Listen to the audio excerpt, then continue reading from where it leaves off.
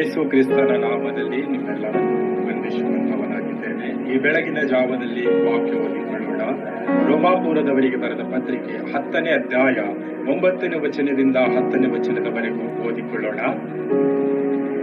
ಅದೇನೆಂದರೆ, ನೀನು ಯೇಸುವನ್ನೇ ಕರ್ತನೆಂದು ಬಾಯಿಂದ ಅರಿಕೆ ಮಾಡಿಕೊಂಡು ದೇವರು ಆತನನ್ನು ಸತ್ತವರೊಳಗಿಂದ ಎಬ್ಬಿಸಿದನೆಂದು ಹೃದಯದಿಂದ ನಂಬಿದರೆ ನಿನಗೆ ರಕ್ಷಣೆಯಾಗುವುದು ಎಂಬುದೇ.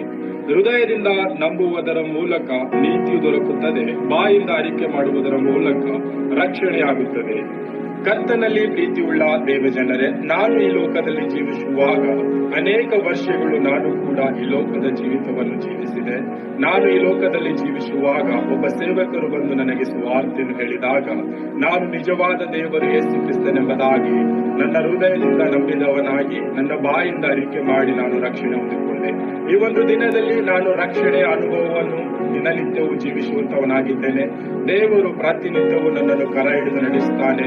ನನ್ನ ಕಷ್ಟದಲ್ಲಿ, ನನ್ನ ದುಃಖದಲ್ಲಿ, ನನ್ನ ನೋವಿನಲ್ಲಿ ನನಗೆ ಸಮಾಧಾನವನ್ನು, ಶಾಂತಿಯನ್ನು, ಪ್ರೀತಿಯನ್ನು ಅನುಗ್ರಹಿಸಿ ನಡೆಸುವಂತವನಾಗಿದ್ದಾನೆ.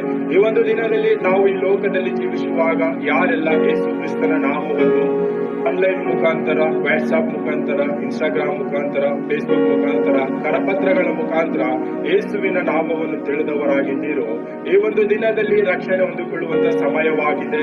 ನಾವು ರಕ್ಷಣೆ ಹೊಂದಿಕೊಂಡಾಗ ದೇವರು ನಮ್ಮನ್ನು ಪ್ರತಿನಿತ್ಯವೂ ನಡೆಸುತ್ತಾನೆ, ನಿತ್ಯ ಜೀವದ ಕಡೆಗೆ ನಮ್ಮನ್ನು ನಡೆಸುವಂತವನಾಗಿದ್ದಾನೆ.